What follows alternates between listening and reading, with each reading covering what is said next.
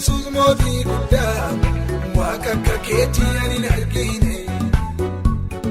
Qilleensa keessaan garaa gabdaa galaannis guutee sin dangine.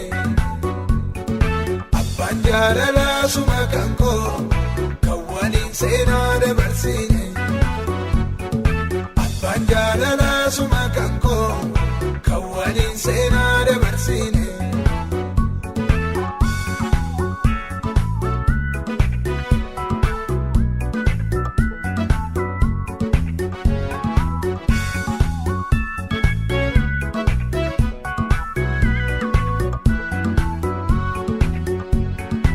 Adeemsa karaa abdachaa tabbaa siin darbee dhufee as ga'uuko.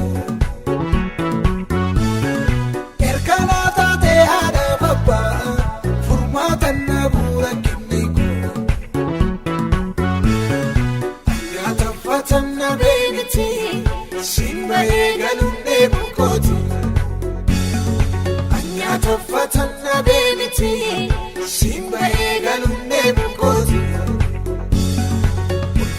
Yesuus mootii guddaa waaqa akka keetii ani hin argine.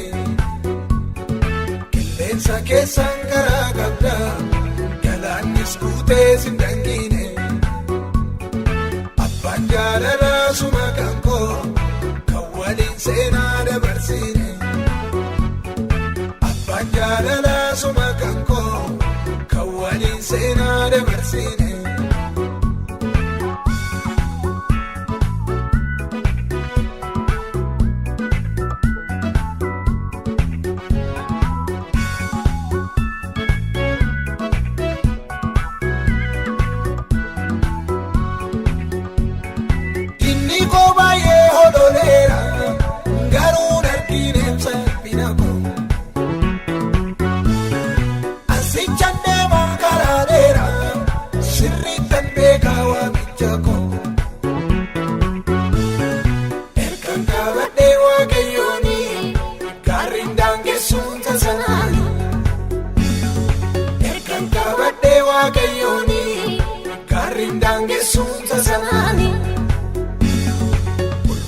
Yesuus mootii guddaa waaqa akka keetii ani hin argine.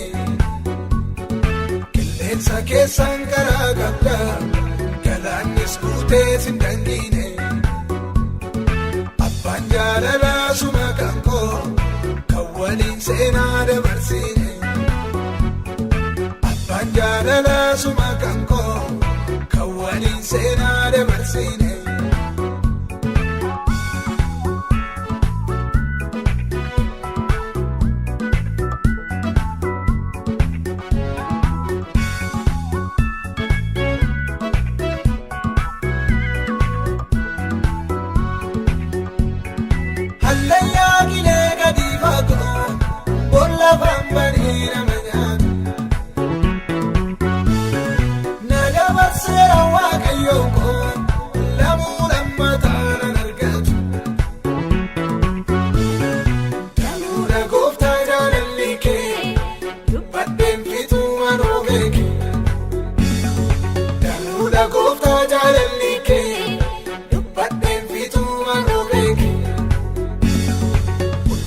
Yesuus mootii guddaa waaqa akka keetii ani hin argine.